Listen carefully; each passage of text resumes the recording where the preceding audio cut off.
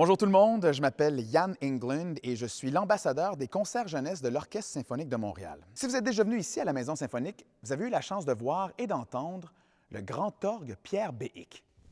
Derrière moi, juste là. Eh bien, aujourd'hui, on va vous révéler tous ses secrets.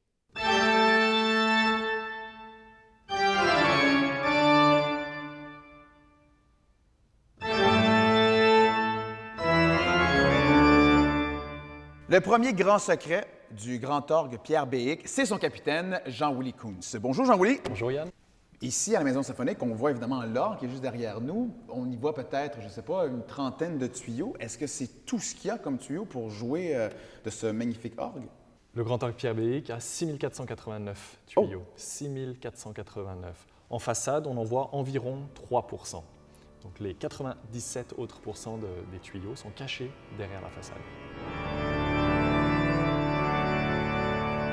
Et tout ça, c'est pour produire des sons évidemment différents les uns des autres. Voilà, le grand orgue ici peut s'apparenter vraiment à un orchestre, c'est-à-dire qu'il peut imiter des sons de la plupart des instruments de l'orchestre. Donc, si tu tires sur plusieurs registres à la fois, tu serais capable de jouer plusieurs instruments en même temps. Je peux avoir 8 instruments simultanés sur un clavier, si je veux, juste un instrument sur l'autre clavier, comme je souhaite. Et là, justement, on regarde, tu as les pieds pratiquement, ça ressemble à un clavier de piano, donc tu peux jouer avec les pieds seulement.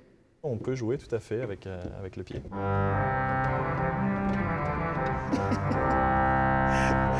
Et, Jean-Willy, on le sait, un orgue, c'est un instrument à vent qui passe à travers les tuyaux. Mais le vent, il vient d'où? Le vent est produit dans une chambre à l'arrière de l'orgue. On n'entend aucun bruit d'ailleurs. C'est très bien isolé. Est-ce que c'est possible d'aller le voir? Je te montre. Oui, on y va.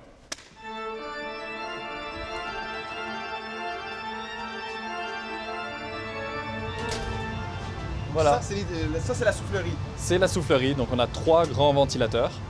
L'air part dans les gros tuyaux noirs qui ensuite alimentent une trentaine de caissons à l'intérieur de l'orgue.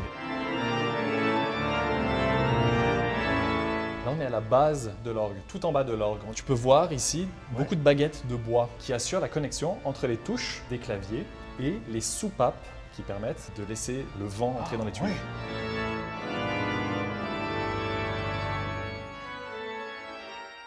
La plupart des tuyaux sont fabriqués en métal, mais il y a environ 200 tuyaux dans cet orgue qui sont fabriqués en bois. Justement, derrière nous, il y a parmi les plus gros tuyaux en bois de cet orgue.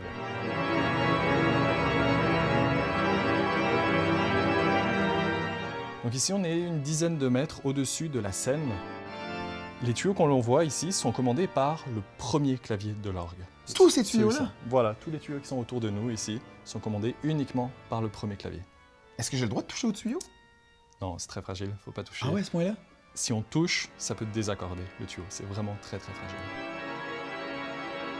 Mais toi qui joues sur cet orgue, c'est quoi les plus belles qualités qu'il a?